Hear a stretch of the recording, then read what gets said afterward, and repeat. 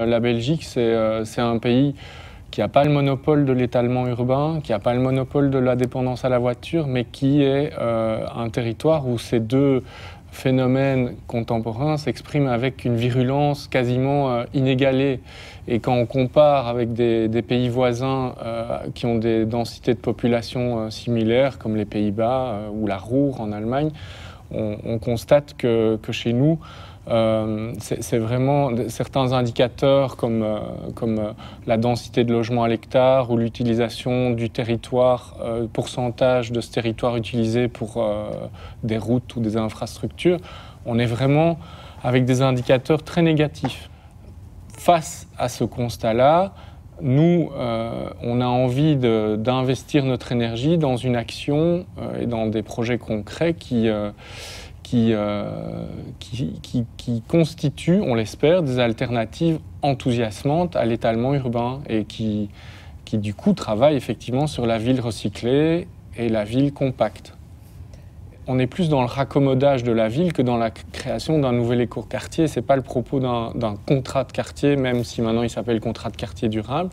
Donc ce sont des moyens publics qui sont mis en œuvre, relativement importants, et qui font l'objet de concours d'architecture. Donc généralement, entre 5 bureaux d'architecture sont sélectionnés et répondent à la question. Alors c'est vrai qu'il y a une certaine liberté aussi par rapport à la programmation, liberté qui n'est pas...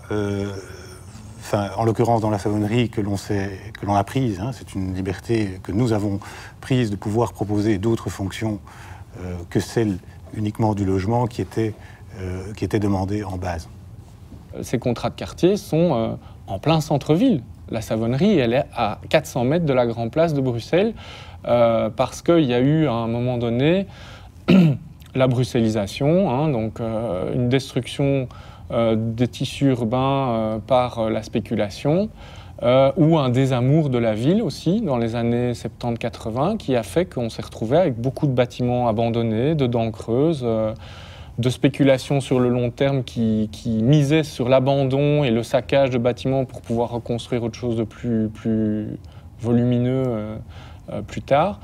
Et tout ça fait que donc les contrats de quartier, c'est étonnamment le cœur de la ville qu'on soigne avec ça, ou en général la première couronne, quoi.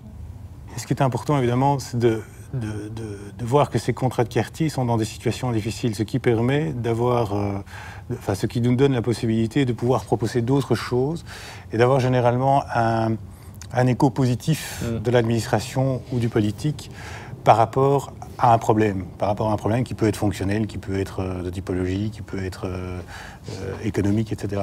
Et donc, c'est évidemment, ça exacerbe évidemment les possibilités qu'on a. Hein. On a des questions posées, des questions qui sont difficiles à résoudre, et sans doute que le projet est encore magnifié par le fait d'avoir des difficultés très importantes. Ce qui nous préoccupe, c'est effectivement cette capacité de sédimentation et la capacité de microchirurgie et d'acupuncture que présente le contrat de quartier. Elle nous touche et elle nous semble vraiment pertinente. Les Belges n'ont pas souvent tendance à être contents et fiers de certaines de leurs actions, mais ça, pour le coup, j'ai l'impression que les contrats de quartier, c'est une politique de rénovation urbaine pour lequel on a le sentiment qu'il y a une certaine réussite et une certaine exemplarité. L'exemplarité de ces projets doit être démontrée dans leur construction, dans leur performance énergétique. Et donc il y a une recherche qui nous a amené peut-être encore plus loin, en tout cas MDW qui a décidé d'y participer depuis le début, dans cette recherche de solutions faciles et performante énergétiquement parlant. Il y a une volonté de rester assez simple et on croit plutôt à des dispositifs passifs que des dispositifs actifs qui sont tellement rapidement obsolètes de toute façon, presque aussi vite que nos ordinateurs, si je prends un exemple clair. Et donc on travaille plutôt sur ce qui a toujours fait l'architecture, quoi, sa volumétrie, son orientation, son implantation, ses façades, etc. Et puis à certains moments donnés, on prend quand même des options fortes Par exemple, la Savonnerie, on décide que toutes les façades sud seront épaissies et deviendront des doubles pots avec des loggias bioclimatiques, chaque logement profitant de cette loggia pour réduire sa facture de chauffage, ce qui est tout à fait pertinent dans du logement social, bien sûr.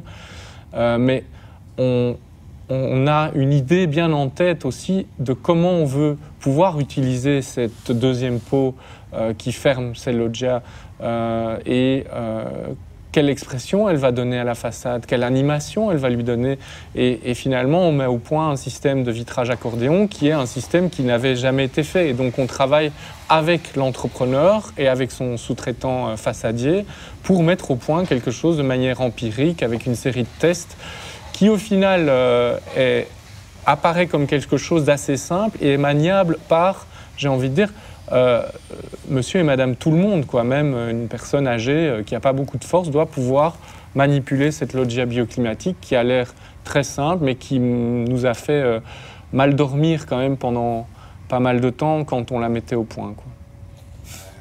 Il y a clairement un choix qui est de pousser la recherche et de gagner probablement un peu moins d'argent sur ces projets. C'est évident, c'est rien d'autre que ça. Maintenant, il y a des projets qui rapportent un peu plus d'argent que d'autres. C'est certain que les deux projets, que ce soit la Savonnerie ou le Lorrain, sont des projets qui n'ont probablement pas rapporté beaucoup à l'agence. Voilà. Mais quand on aime, on ne compte pas. Il y a des moments où il n'y a pas forcément besoin toujours de réinventer des nouvelles typologies. C'est quelque chose qu'il faut faire parce que c'est pertinent et pas parce que ça nous fait plaisir d'être les grands héros qui, à chaque projet, réinventent des typologies quelque part qui finalement ne correspondent pas au mode d'habiter de certains groupes d'utilisateurs. Donc il faut aussi que ce soit pertinent et que ce soit pas au service, entre guillemets, de l'architecte, mais au service de l'usager final, ces inventions typologiques, je trouve. Et c'est quelque chose qui nous préoccupe, effectivement, dans chaque projet de logement qu'on fait, effectivement, comment est-ce qu'on peut, par rapport à un contexte donné, ce projet-là, il est situé là, qu'est-ce qui fait sens en termes de typologie et de mode d'habiter. Et une réponse peut être juste à tel endroit de la ville, et la même sera complètement fausse à un autre endroit. Oui, on nous dit souvent, votre projet, c'est quelque chose qu'on entend souvent ça nous énerve. En concertation, c'est que votre projet est beau, là, votre projet est beau, est très bien, mais pas là. Voilà, il est très beau, mais pas là. Donc c'est un peu le syndrome NIMBY, hein, mais not in backyard, mais donc le projet est bien, mais pas là, pas à côté de chez nous, pas dans notre jardin. C'est tout l'inverse de ce qu'on essaye de faire. Voilà, non, le projet il est beau, la typologie il est comme belle, ça parce qu'il il fonctionne bien parce qu'il est là et parce qu'il répond à la question qui est posée à cet endroit-là et pas ailleurs. Voilà, donc ce sont des projets, en fait c'est un peu de l'architecture sur mesure, hein, vraiment sur mesure, à la fois sur le programme et sur le site.